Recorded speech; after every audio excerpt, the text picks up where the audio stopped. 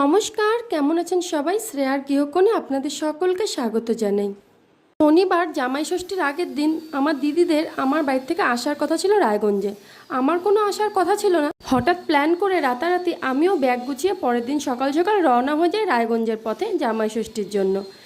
যাই হোক, এর আগের বছর আমি ষষ্ঠীতে মায়ের ওখানে ছিলাম। এই বছর আসার কোনো ইচ্ছা ছিল না অতিরিক্ত গরমের কারণে। 3 ঘন্টা বাসে থেকে তারপর নেমে চলে যাচ্ছি টোটো করে বাড়ির দিকে। বাড়িতে গিয়ে আর কোনো রকম ভিডিও ক্লিক নিইনি। বাড়িতে গিয়ে ফ্যামিলির সাথে সময় কাটাতেই ব্যস্ত ছিলাম।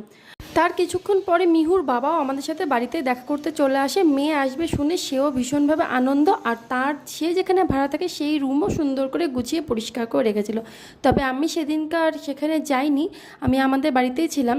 স্নান খাওয়া সেরে হালকা একটু ঘুম দিয়ে বিকালবেলা আমি, দিভাই, কিট্টু, মিহু আর মা সবাই মিলে আমরা চলে গিয়েছিলাম ষষ্ঠীর বাজার করতে। যেই বছর মিহু হয়েছে 2023 থেকে আমিও ষষ্ঠী ধরেছি, এটা আমার 3 নম্বর ষষ্ঠী। তাই সবাই মিলে বাজার করতে এসেছি। পাখা, যেসব জিনিসগুলো লাগে, 5 রকম ফল, মিষ্টি, বাঁশের কোড়ল, দুব্ব, তারপর হলো করঞ্চা, খেজুর, যাবতীয় যা যা লাগে সব আমরা কিন্তু কিনে নিয়েছিলাম।